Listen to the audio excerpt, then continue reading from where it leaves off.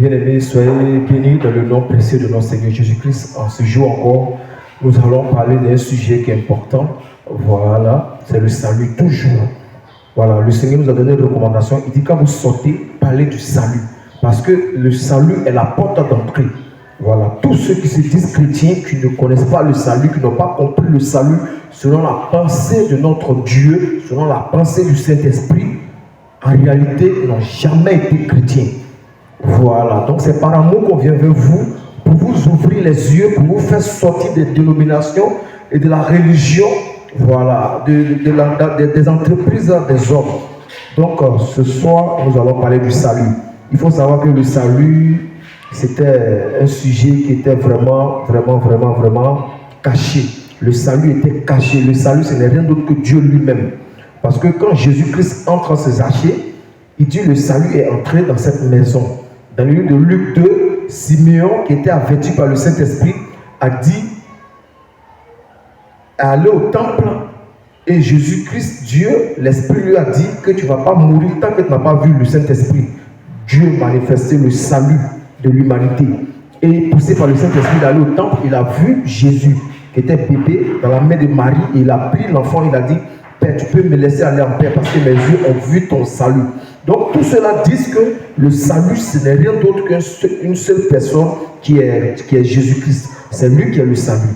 Et dans le livre de Psaume 98, on va prendre le livre rapidement, pour dire que le salut était un sujet qui était vraiment caché. C'était un mystère de tous les temps.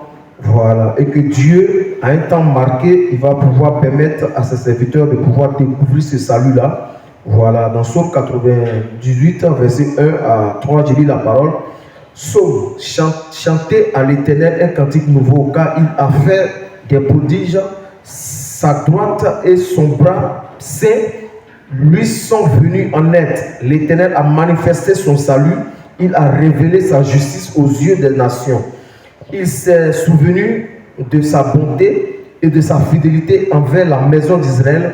Toutes les extrémités de la terre ont vu le salut de notre Dieu. Donc ce salut-là était caché. À un moment donné de ce monde, le salut était un mystère.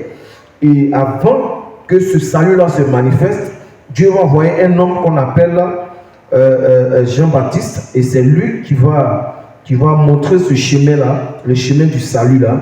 Et dans le livre de Luc 1, verset 76, je vais lire ça rapidement.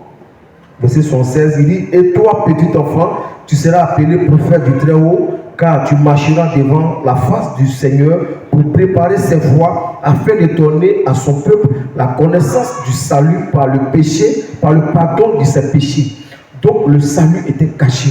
Jean-Baptiste vient et il va révéler le chemin du salut et comment on obtient le salut en passant par le pardon des péchés. Et ça, c'est Jean-Baptiste qui vient faire cette œuvre-là. C'est pourquoi au départ, nous avons parlé de Jean-Baptiste dans nos vidéos. Et c'est un homme qui est vraiment important. Sur la terre ici, la Bible dit qu'il n'a pas fait de miracle, il n'a rien fait comme miracle.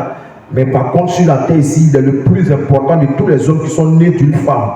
Mais dans le royaume des cieux, le plus petit est plus grand que lui. Ça, c'est encore un mystère. Voilà. Pourquoi Jean-Baptiste est le plus grand de tous les hommes? Parce que c'est lui qui a révélé le salut à l'humanité.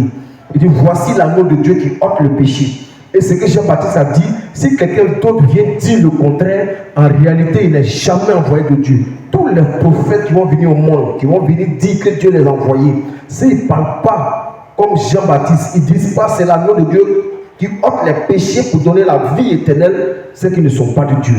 Donc on continue, on va parler du salut. Voilà.